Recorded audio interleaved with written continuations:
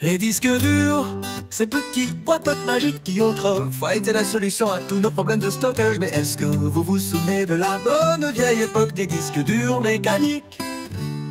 Vous savez, ces monstres bruyants et lourds qui nous offraient tout l'espace dont nous avions besoin, mais à la vitesse d'une tortue asthmatique et la température qu'ils atteignaient. On aurait presque pu les utiliser comme des radiateurs d'appoint en hiver. Mais bon, à l'époque, on se disait, c'est la technologie, c'est génial. Si tu voulais écouter de la musique en streaming, il fallait télécharger l'album pendant que tu dormais et prier que ton disque dur survive jusqu'au matin sans planter. Puis miracle, les disques durs à état solide sont arrivés. Oublions les bruits stridents et les temps de chargement interminables. Voilà un petit bijou de technologie qui te promet des vitesses de transfert vertigineuses et une fiabilité à toute épreuve. Mais au fond, si on y réfléchit bien, les SSD ont un petit côté trop parfait.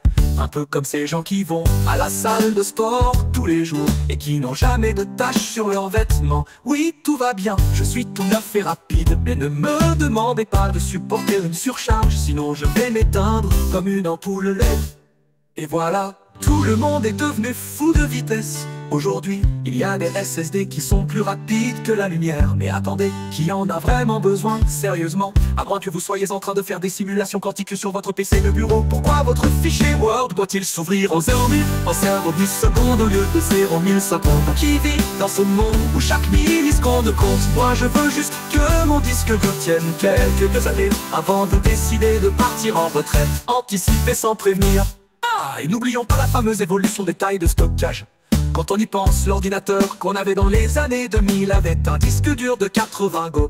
Oui, 80 Go, c'est un peu comme si on parlait de vieux papier numérique. Aujourd'hui, avec des SSD de 1 taux, 2 taux et même 8 taux, on se retrouve à stocker des fichiers qu'on a même pas sûr d'ouvrir pendant les 10 prochaines années. Oh, regarde, j'ai 500 vidéos de chats et 2000 photos de mes vacances à Djerba. Faisons-en backup en ligne, on sait jamais. On sait tous qu'au fond, 99% de ces fichiers finiront par être oubliés. Mais c'est tellement pratique de pouvoir dire j'ai un disque dur de 4 tous c'est grandiose.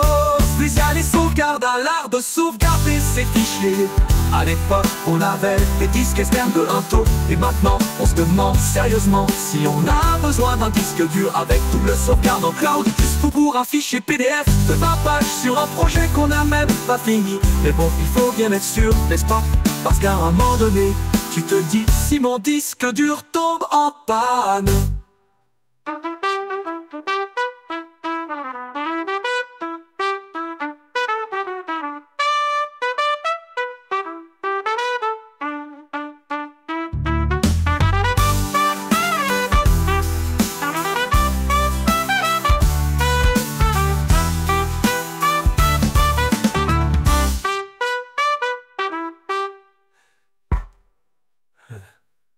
Puis il y a les sauvegardes, à l'art de sauvegarder ses fichiers.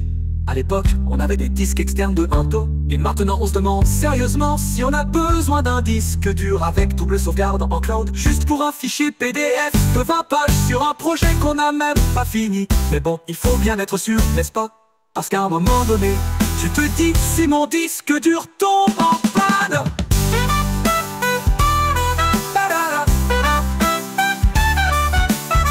Da da da da da da da da da da da da da da da da da da.